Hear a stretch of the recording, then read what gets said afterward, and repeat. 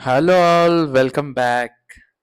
నిన్న కూడా మన ప్రొడిక్షన్ కరెక్ట్ అయింది. హ్యాపీ ఇండియా గెలిచింది.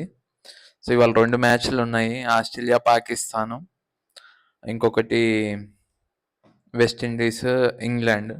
నేను కూడా ఆస్ట్రేలియా పాకిస్తాన్లో ఆస్ట్రేలియా గెలుస్తుంది అనుకుంటున్నాను, కానీ పాకిస్తాన్ గురించి మాట్లాడదాము. నాకు పాకిస్తాన్ అంటే క్రికెట్ టీం అంటే కొంచెం 90స్లో ఇష్టము, ఎందుకో ఏంటో చెప్తాను. అండ్ వెస్టిండీస్ ఇంగ్లాండ్ నేను అనుకోవడం ఆల్రెడీ ఇంగ్లాండ్ సిరీస్ గెలిచినట్టుంది కాబట్టి వాళ్ళు ఏమైనా చేంజెస్ చేయొచ్చు. వెస్టిండీస్ గెలిచే అవకాశం ఉంది. వెస్టిండీస్ మంచి T20 టీమ్. అవి 2 ప్రెడిక్షన్స్. ఆస్ట్రేలియా వెస్టిండీస్ అనుకుంటున్నాను ఇవాళ మ్యాచ్ల్లో.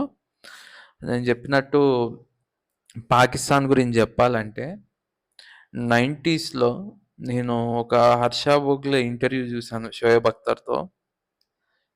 అందులో హర్ష భోగ్లే అడుగుతాడు, అసలు పాకిస్తాన్ ఎలా ఓడిపోయింది 99 వరల్డ్ కప్ అంటే ఫిక్స్ అయిపోయారు. మొన్న 2023 50 ఓవర్ వరల్డ్ కప్ ఇండియా ఎలా గెలుస్తుందని మనందరం ఫిక్స్ అయ్యి లాస్ట్లో డిసప్పాయింట్ అయ్యాము. అలా అనమాట. అంటే అంత స్ట్రాంగ్ టీమ్. ఫ్రమ్ 92 టు 99 వాళ్ళ బౌలింగ్ అటాక్ ఆల్రౌండర్స్.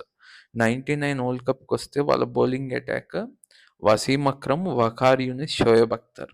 దాంతోపాటు ఆల్రౌండర్స్ వచ్చేసి షహీద్ అఫ్రీది, సక్లన్ ముస్తాక్, అబ్దుల్ రజాక్. సక్లన్ ముస్తాక్ బౌలరు, అజార్ మహమ్మద్. సక్లన్ ముస్తాక్ స్పిన్నర్. అంటే వాళ్ళకి 7 క్వాలిటీ బౌలింగ్ ఆప్షన్స్ ఉండేవి. అలాంటి టీము పాలిటిక్స్ వల్ల కావచ్చు, ఫిక్సింగ్ వల్ల కావచ్చు, పాపం ఈరోజు ఇట్లుంది. బట్ పాకిస్తాన్ స్ట్రాంగ్ అవ్వాలి. ఆ స్ట్రాంగ్ అయిన పాకిస్తాన్ టీం ఇండియాతో మ్యాచ్ ఆడితే నెక్ టు నెక్ వచ్చి ఆ ట్విస్ట్లు టర్న్‌తో మనం మ్యాచ్ చూస్తుంటే బా! అది ఫీలింగ్. అలాంటి మ్యాచ్‌లు తొందరలో రావాలని కోరుకుంటున్నాను. బాయ్.